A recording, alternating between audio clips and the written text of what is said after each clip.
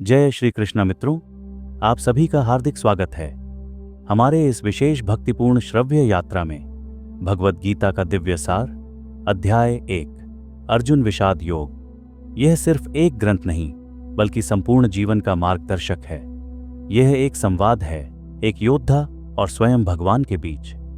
वह योद्धा हैं अर्जुन, द्वंद्व में डूबे, धर्म और अधर्म के बीच उलझे हुए, और वह मार्गदर्शक हैं श्री कृष्ण, जिनके शब्द युगों युगों तक संपूर्ण मानवता का पथ प्रशस्त करते हैं। इस अध्याय में हम देखेंगे कि कैसे अर्जुन एक महायोद्धा होने के बावजूद युद्ध भूमि में मोह और ममता से भरकर विचलित हो जाता है, और कैसे उसका यह विषाद आगे चलकर आध्यात्मिक जागृति का कारण बनता है। आइए इस अध्याय के प्रत्येक श्लोक को श्रद्धा, भक्ति और गहराई से सुनते हैं। संस्कृत श्लोक, उसका हिंदी अर्थ और फिर एक छोटा सा प्रेरणात्मक भाव। अध्याय 1, अर्जुन विषाद योग श्लोक। एक धृतराष्ट्र उवाच, धर्म क्षेत्रे कुरुक्षेत्रे संवेता युयुत्सव माम कः पांडवाश्चैव किम कुर्वत संजय। अर्थात धृतराष्ट्र ने कहा, हे संजय, धर्म भूमि कुरुक्षेत्र में युद्ध की इच्छा से एकत्रित मेरे और पांडु के पुत्रों ने क्या किया। यह अध्याय एक अंधे राजा के प्रश्न से शुरू होता है, जिसे अपने ही पुत्रों के प्रति आसक्ति है। धर्म क्षेत्र शब्द यह स्पष्ट करता है कि यह युद्ध केवल भूमि या सत्ता के लिए नहीं, बल्कि धर्म और अधर्म के बीच का युद्ध है। यह प्रश्न युद्ध के मैदान से पहले एक राजा की चिंता को दर्शाता है, जो अपने पुत्रों की स्थिति जानना चाहता है। यह दर्शाता है कि कभी कभी हम भी अपने हित में उलझे होते हैं, पर सच्चाई सामने आनी चाहिए।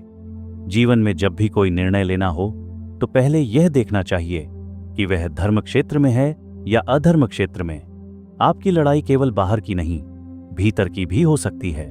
श्लोक 2, संजय उवाच दृष्ट्वा तु पांडवाणिकं व्यूढ़ं दुर्योधनस्तदा आचार्यमुपसंगम्य राजा वचनं ब्रवीत। यह श्लोक महाभारत के युद्ध की शुरुआत का पहला दृश्य प्रस्तुत करता है। यह कुछ महत्वपूर्ण बातें छिपी हैं। संजय ने कहा, जब राजा दुर्योधन ने पांडवों की सेना को युद्ध के लिए व्यवस्थित और संगठित रूप में देखा, तो वह अपने गुरु द्रोणाचार्य के पास गया और उनसे यह बात कही। जब दुर्योधन ने देखा कि पांडवों की सेना बहुत अच्छी तरह से व्यवस्थित और तैयार है, तो उसके मन में चिंता और भय उत्पन्न हुआ। युद्ध शुरू होने से पहले ही वह मानसिक रूप से अस्थिर हो गया। यह राजा के भीतर की असुरक्षा को दर्शाता है। यद्यपि वह सेना का प्रमुख है, पर वह पहले ही चरण में अपने गुरु की शरण में जाता है। इसका तात्पर्य यह है कि उसे अपने ऊपर भरोसा नहीं था। किसी भी युद्ध, चाहे वह बाहरी हो या अंदर का आंतरिक संघर्ष, उसमें मार्गदर्शन और रणनीति का अत्यधिक महत्व होता है। दुर्योधन का गुरु के पास जाना यह दर्शाता है कि बुद्धिमान व्यक्ति पहले सलाह लेते हैं। यह हमें सिखाता है कि जब भी जीवन में बड़ी चुनौती हो तो अहंकार छोड़कर अनुभवी और ज्ञानी लोगों की राय लेना चाहिए। संजय यहां दृष्टा, दिव्य दृष्टि से सब कुछ देखने वाला है। वह न केवल घटनाओं को देखता है, बल्कि उन्हें धर्म और मनोविज्ञान के दृष्टिकोण से भी वर्णन करता है। संजय का यह पहला संवाद ही पूरे युद्ध का मनोवैज्ञानिक द्वार खोलता है। इससे हम क्या सीख सकते हैं? जब हम अपने सामने एक बड़ी समस्या या युद्ध देखते हैं, तो हमारी पहली प्रतिक्रिया क्या होती है? डर, घबराहट या योजना?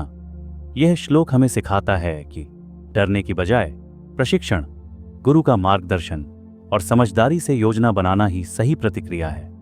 हे श्रद्धालु साथियों, आज हम भगवद गीता का प्रथम अध्याय के प्रथम 2 श्लोक को समझें। भगवद गीता का प्रथम अध्याय हम सबके जीवन का प्रतिबिंब है, जहां मन में संदेह, भय और अनिश्चितता के बादल छा जाते हैं। अर्जुन की स्थिति हम सब की है, जब हम सही और गलत के बीच उलझन में पड़ जाते हैं। परंतु भगवान श्री कृष्ण की वाणी हमें यह भी सिखाती है कि सच्चा योद्धा वह है जो अपने धर्म, अपने कर्तव्य और अपने जीवन के उच्चतम उद्देश्य को कभी नहीं भूलता। जीवन की इस यात्रा में हमें अडिग रहना है, अपने अंदर की शक्ति को पहचानना है और अपने कर्म पर विश्वास रखना है। इस पावन ग्रंथ की इस पहली कड़ी ने हमारे मन को जागृत किया, हमारी आत्मा को संजीवनी दी और हमें धर्म की राह दिखलाई।